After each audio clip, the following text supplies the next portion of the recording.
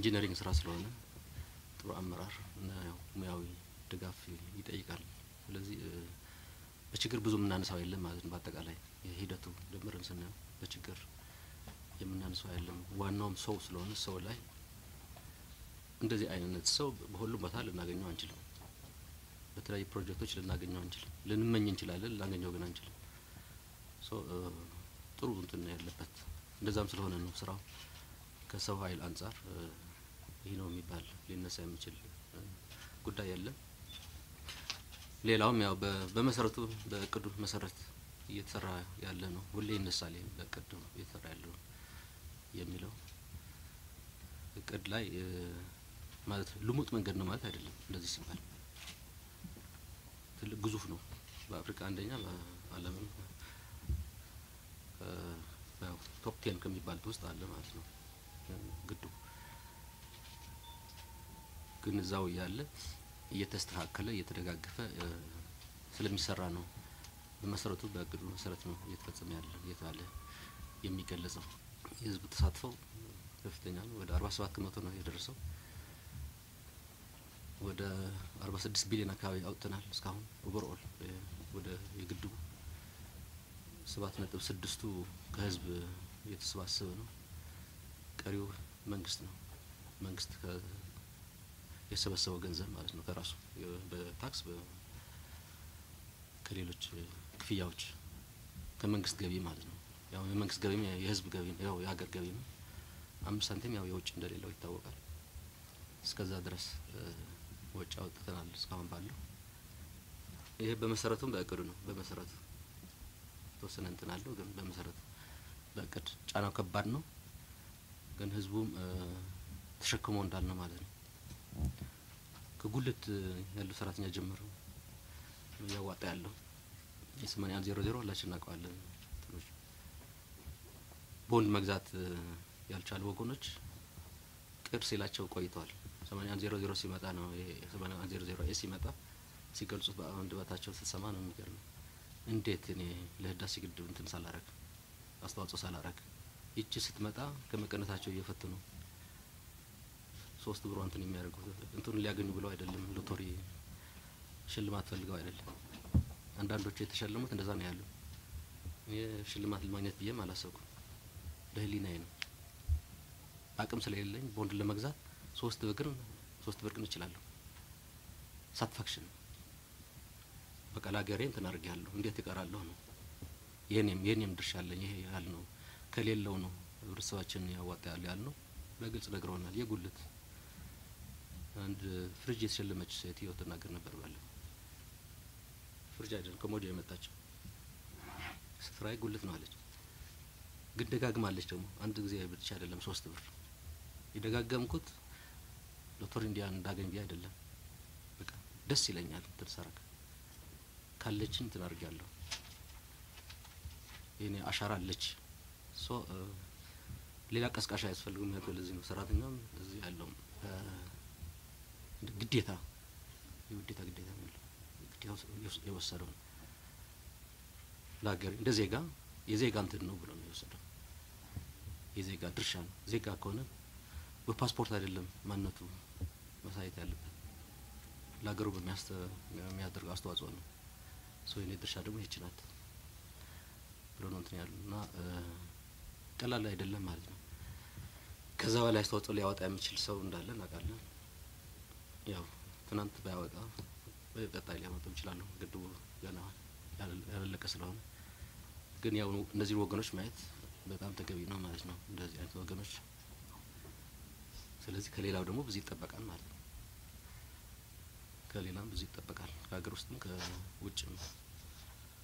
ያው አሁን ያው 8100 እንደገና ያው በእንቱንም አለው ሁለተኛ ዙርም ጀምሯል። አሁን የጀመርነው አጠናክረን እንውሰደው ነው። ይሄ አሁን ታሪክ መሆን አይቀርም። እስካሁን ይሄንበት ጉዞ ግን ገና ነው ፈተና ማለት ነው። አላለቀም። ያላለቀ ስራ ነው በእጃችን ያለው። ስለዚህ አካሄዱ አጀማመሩም አካሄዱ ጥሩ ነው ያለው።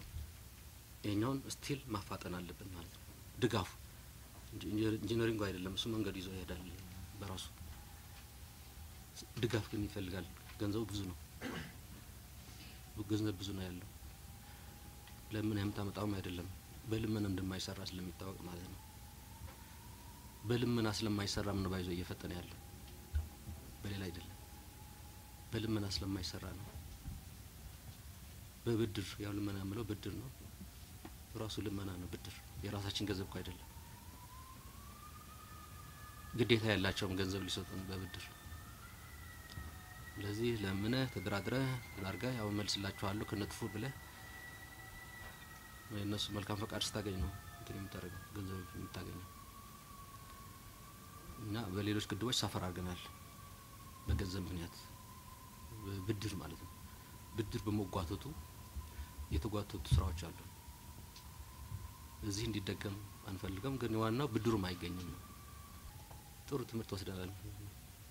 እንደገና መርገም አያስፈልግም ከስተቱ የማይማር ያው እንደሚባለው ማለት ነው። እና ይሄ በራሱ አቅም አሁንም ብዙ አለን ነው። ፈተናው ከባድ ነው ለሁላችንም ለህዝቡም ለመንግስትም ማለት ነው። ግን ደግሞ ይሄ ያው ወደ አዲስ ምዕራፍ እንሄድ ስንል ዝም ብሎ ለታሪክ አክሱም ሐውልት አይደለም ህዳሴ ግድብ እድገታችንን ለማስቀጠል የሚያስፈልገን ኃይል ነው የሚያመነጨው። በትናንሽ ኢንዱስትሪ ነው እየተፈተነ ያለው አጠቃላይ የኤነርጂ ቁመናችን በአጠቃላይ ሲታይ። በዚህ ኢንዱስትሪ ሲጨመር ይተራመሳል ማለት ነው ይወድቃል መውደቁ አይቀርም ይሄ ያለው አቅም። ስለዚህ ያው እድገቱ ይቆልፋል ይታሰራል ማለት ነው። ስለዚህ ይሄ የትራንስፎርሜሽን የምንለው ወደ ኢንዱስትሪያላይዜሽን በኤነርጂም ትራንስፎርሜሽን ይጠይቃል። የግድ ነው ትራንስፎርሜሽን በኤነርጂ አጠቃቀማችን ጠቅላላ ይቀየራል ማለት ነው። አንድ ግድብ አገር በሙሉ ሲያበራ የነበረ አሁን አንድ ግድብ አንድ ኢንዱስትሪ ነው የሚያበራው። ለአንድ ኢንዱስትሪ የሚመግብ ነው የሚሆነው። 200 300 ሜጋዋት የሚጠይቁ ናቸው እየመጡ ያሉ አንድ ግድብ የሚወስዱ። አንድ ግድብ ወደ አንድ ጄኔሬተር እየተቀየረ ነው ያለው በዚህ እድገት።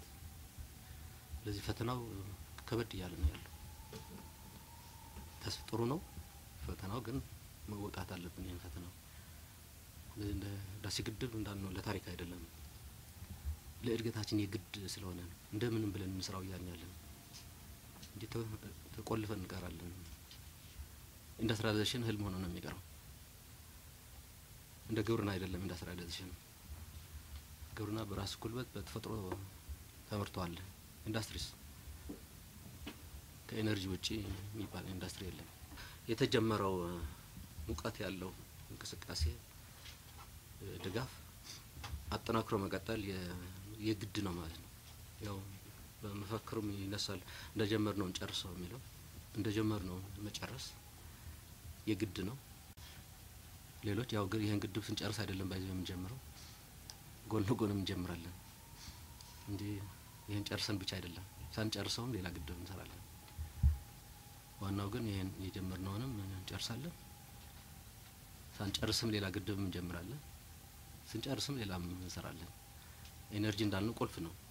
የውጭ ምንዛሬ ከማግኘትም አንፃር ቀጣይ እድል ትልቅ ነው እንዳልነው ዋናው ለራሳችን ግን ውጭ ምንዛሬ ከማስገኘት ግን ቀላል ድርሻ አይደለም ያለው እንጂ ውጭ ምንዛሬም አይደለም ለኛ ቅድሚያ ግንኙነቱ ነው ተደጋግፎ ማደጉ በኢኮኖሚ መተሳሰሩ ኢትዮጵያም አስተዋጽኦ አላት በእኛ እድገት ሲሉ ነው ትልቁ